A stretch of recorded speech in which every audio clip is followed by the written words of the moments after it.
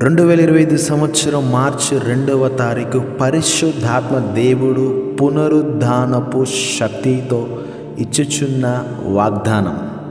ద్వితీయోపదేశకాండం 8వ అధ్యాయము 3వ వచనం. ఆహారము వలననే గాక యెహోవా సెలవిచ్చిన ప్రతి మాట వలన నరులు బ్రతుకుదురని నీకు తెలియజేయుటకు ఆయన నిన్ను అణిచి నీకు ఆకలి కలుగజేసి నీవే గాని నీ పితరులే గాని ఎన్నడెరుగని మన్నాతో నిన్ను పోషించెను.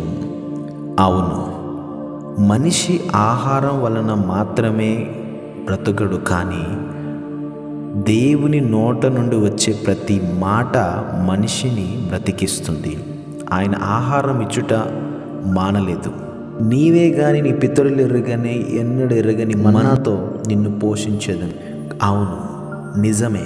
కొన్నిసార్లు మనకు భూ సంబంధమైన ఆహారము, ఎంత ఆహారము మనం తీసుకున్నా మరలా ఆకలి వేస్తుంది, మరలా దప్పిక వేస్తుంది, మరలా ఆకలి, మరలా దప్పికతో మనము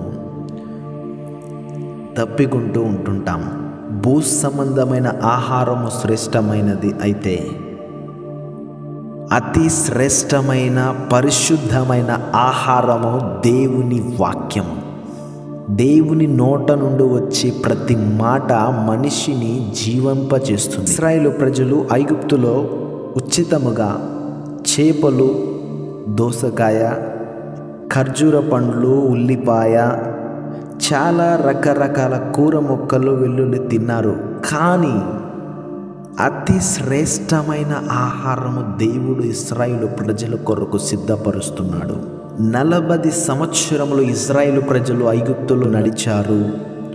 40 సంవత్సరములు వస్త్రములు చినిగిపోలేదు, చెప్పులు అరిగిపోలేదు, ఎటువంటి జబ్బు, ఎటువంటి రోగము వారికి కలగలేదు.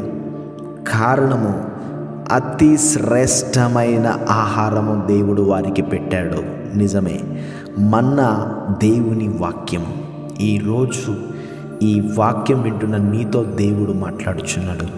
అతి శ్రేష్టమైన పరిశుద్ధమైన జీవము కలిగిన దేవుని వాక్యాన్ని నువ్వు తీసుకున్నప్పుడు నీలో ఆ వాక్యము పనిచేస్తుంది. నీలో ఉన్న బలహీనతలు, రోగ వ్యాధి నిరోధక శక్తిని దేవుని వాక్యం ప్రసాదిస్తుంది. నీ బలహీనతకు బలముగా, నీ రోగానికి మెడిసిన్గా దేవుని వాక్యము జీవింపచేస్తుంది. అవును, దేవుని వాక్యము జీవాన్నిస్తుంది. ఎండిన నదులు ఆయన మాట ద్వారా ప్రవహిస్తున్నాయి. ఆకాశం నుండి మన్నాను, బండల నుంచి నీళ్లను, పూరెలను రప్పించి మన పితరులు ఎరుగని మన్నాను ఇశ్రాయేలు ప్రజలకు ఆకాశం నుండి కురిపించి వారిని 40 సంవత్సరంలో పోషించి కాచి కాపాడిన దేవుడు నమ్మదగిన దేవుడు. ఇశ్రాయేలును పోషించిన దేవుడు నిన్ను పోషించునుగాక, నీ కుటుంబాన్ని పోషించునుగాక, నీ పిల్లల తరాలను నా యేసయ్య ఆశీర్వదించునుగాక. ఏమి తిందుమో ఏమి త్రాగుదుమో అని చింతించకండి. మొదట దేవుని రాజ్యము, ఆయన నీతిని వెతకండి, అప్పుడు అవన్నీ మీకు అనుగ్రహించబడును. సమృద్ధిని ప్రసాదించునుగాక, జీవము ప్రసాదించునుగాక, మేలు, ఆశీర్వాదము, దీవెన నీ జీవితంలో నా యేసయ్య కలుగచేయునుగాక. ఆమేన్, ఆమేన్. God bless you. ప్రార్థన చేసుకుందాం. అద్భుతాలు చేయవాడా, నీ ఘననామాన్ని బట్టి ప్రార్థిస్తున్నాం. ఈ వాక్యము ఎంతమంది అయితే తీసుకుంటున్నారో వారి ఆత్మీయ జీవితంలో బలమైన, శక్తివంతమైన, ఉన్నతమైన కార్యాలు జరుగునుగాక. ఆత్మలో, వివేచనలో ఎదిగి, ఆత్మలో, ఫలాలలో మరి అభివృద్ధి చెంది ప్రభువా అయ్యా, ఇంకను ఈరోజు ఈ 2వ తారీఖు వారు ఏ పనులు ప్రారంభిస్తున్నారో ఆ పనులన్నీ విజయవంతమవునుగాక.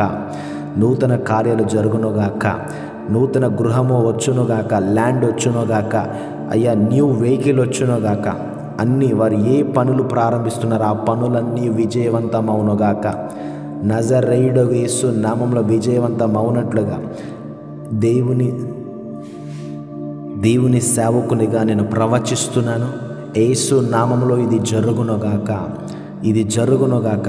వారికి అడ్డుగా ఆటంకముగా ఉన్న ప్రతిదీ కూకటి వేర్లతో పెళ్ళగించబడునుగాక. నా యేసయ్య మహిమ, శక్తి, కృప వారి కుటుంబంలో సర్వ సమృద్ధి, కృపానిధి అగు దేవుడు వారి జీవితంలో బలమైన శక్తివంతమైన కార్యాలు చేయునుగాక. నూతన కార్యాలు జరుగును. ఇది మొదలుకొని హెచ్చించబడుదురుగాక. తలగా ఉందురుగాక, పైవారుగా ఉందురుగాక. ఊట యొద్ద జీవింప చేయుదురుగాక, ఊట యొద్ద ఫలించుదురుగాక. కృప నుండి, ఆశీర్వాదం నుండి, దీవెన నుండి ఈ 2వ తారీఖు అధిక శక్తి, అధిక కృప, అధిక ఆశీర్వాదం నింపి వాడుకోమని యేసు నామంలో ప్రార్థించి ఆశీర్వదిస్తున్నాను తండ్రి. ఆమేన్, ఆమేన్, ఆమేన్. God bless you all.